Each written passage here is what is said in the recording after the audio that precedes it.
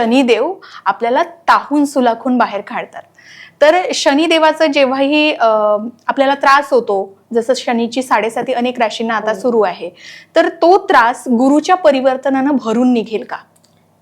नेहमी भरून निघतोच असं नाही. ओके. पण यावेळी विशेष घटना घडणार आहे. बर.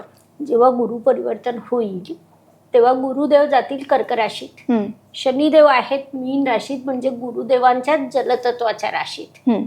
आणि इथून गुरुदेवांची नवम दृष्टी शनिदेवांवर पडेल. बर.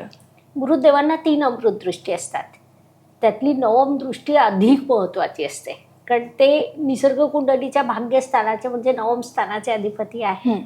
आणि नवम दृष्टी ही भाग्य समृद्ध करते. ओके. त्यामुळे गुरुदेवांची नवम दृष्टी जेव्हा शनिदेवांवर पडेल तेव्हा ज्या ज्या राशीला 7.5चा, डह्याचा किंवा इतर कोणताही शनिदेवांकडून त्रास सुरू आहे तो त्रास कमी होतो. अच्छा. मग ज्या पद्धतीने तुम्ही हे सर्व समजावून सांगितलं, तसंच आपल्या कुंडलीमध्ये गुरुची शुभ आणि अशुभ स्थिती असते का? आणि ती आपल्याला काय काय शिकवते? बरं. कुंडलीत गुरुदेवांची शुभ अशुभ स्थिती असते. बरं. ती ओळखायचे काही टप्पे आहेत. म्हणजे गुरुदेव शुभ कसं आहे तर आपण पहिल्यांदा स्थानप्रमाणे बघू शकतो. त्रिकोण स्थानातले गुरुदेव शुभ.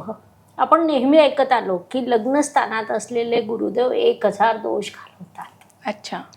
म्हणजे त्रिकोण आणि केंद्रामध्ये ते असले शुभ, म्हणजे स्थानाप्रमाणे आपण बघतो. दुसरं राशीप्रमाणे बघतो. बरं. राशीप्रमाणे बघताना जेव्हा ते उच्च राशीत असतात खूप शुभ, स्वराशीत असले तर त्यापेक्षा थोडे कमी शुभ, मित्र राशीत असले तर त्यापेक्षा कमी शुभ, शत्रू राशीत असले तर त्यापेक्षा कमी शुभ, नीच राशीत असले तर सगळ्यात कमी शुभ. बरं. असं ते टप्पे आहेत. बरं. त्याच्यानंतर एक स्थानाप्रमाणे, एक राशीप्रमाणे, त्याच्यानंतर त्यांच्या युतीत कोण आहे, बरं, त्यानंतर त्यांच्यावर दृष्टी कोणाची आहे, ओके, त्यानंतर ते नवमवंशात कुठे आहेत, त्यानंतर ते महादशा अंतर्दशानाथ यांच्याशी संबंधित कोणता योग करीत आहेत. अच्छा.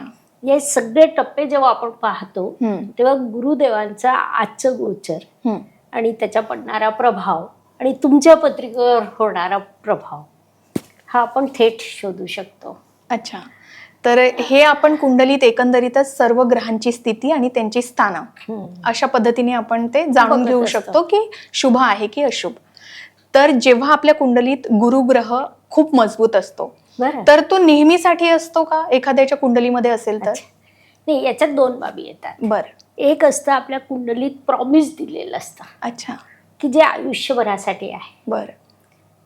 दुसरा एक विषय असतो की तो तात्कालिक असतो. मग तो महादशेने आणि गोचरने बदलत जातो. बर. तर या दोघांचा एकत्रित प्रभाव आपल्याला शोधावा लागतो. ओके. पण काही गोष्टी अशा असतात की ज्या आयुष्यभरासाठी, जे आपल्या मूळ कुंडलीत आहेत, आणि मग नंतर महादशेने होणारे बदल आणि गोचरने होणारे बदल. आता याच्यात गोचर म्हणजे काय होतं ना की आपल्याला ती एक संधी मिळते. बर.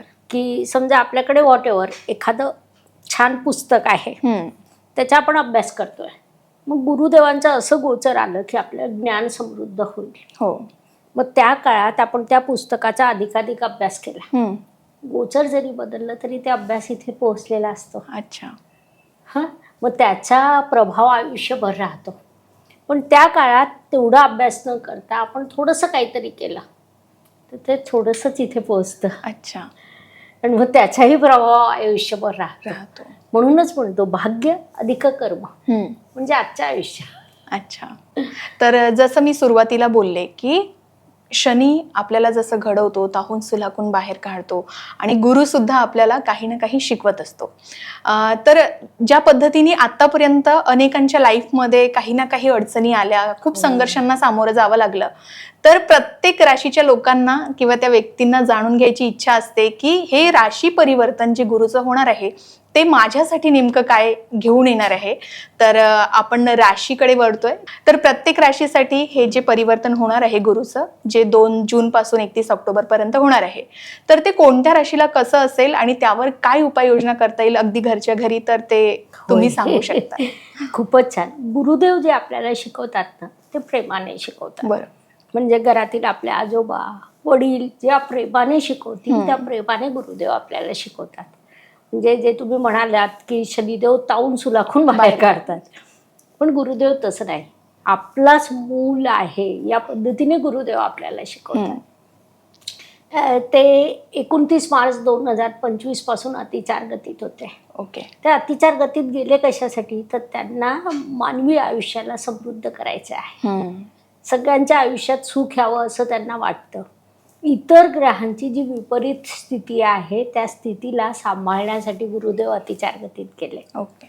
आता त्यांना कर्क राशीत गेल्यामुळे खूप बळ प्राप्त होईल.